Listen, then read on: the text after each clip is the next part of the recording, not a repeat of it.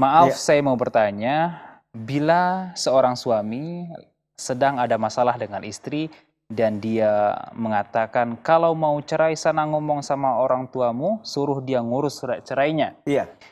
Apakah itu sudah jatuh talak, Ustadz? Dan istri didiamkan sampai berhari-hari tanpa ditegur, tanpa diajak makan, sampai beberapa hari tidak makan. Karena sang istri tidak dipedulikan suami, lalu istrinya pergi. Tapi udah pamit. Tapi sampai 3 minggu istrinya pergi di rumah, sang suami tidak pernah menghubungi, apalagi menyuruh pulang. Itu bagaimana, Ustaz? Ya, jadi saya kira memang masalahnya agak pelik ya. Agak pelik begitu. Sampai tadi gak makan, sampai udah pamitan, 3 pekan juga di rumah orang tuanya juga nggak dibimbing oleh suami gitu kan. Nah, tentu kita coba untuk menyisir ya satu persatu pertanyaan ini. Pertama begini, dalam Islam ya, ini masalah talak tentu ada ruangnya. Memang diberikan ruang talak itu gitu kan. Ada nikah, ada talak juga begitu kan. Nah, terkait dengan pernyataan suami, sana pergi ya. Kalau kita maknai tadi, sana pergi ke rumah keluarga ibumu ya atau ngomong sama orang tuamu. Ngomong sama orang tuamu, urus surat cerainya. Nah, kalau dia hanya mengatakan tadi, sana pergi ke rumah orang tuamu, ini disebut oleh para ulama adalah sebagai bentuk kinayah, yang sindiran. Karena memang lafaz talak itu kan ada 2. Ada dia namanya sharih, ada kinayah.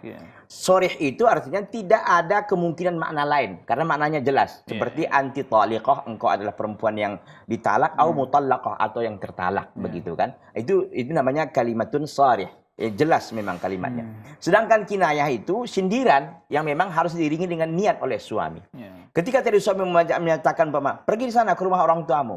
Ditanya, apa maksudnya? Apakah maksudnya cerai atau memang hanya sebatas pergi ke rumah orang tuamu untuk minjam uang, untuk ngambil makanan, begitu kan? Atau apa? Kalau memang dia maksudkan untuk cerai, maka jatuh cerai. Tapi tadi kan saya kira dia menggabungkan. Itu kan menjamak gitu kan. Maka itu saya katakan tadi perlu kita sisir. Jadi menggabungkan antara kinayahnya dan sorihnya di situ kan.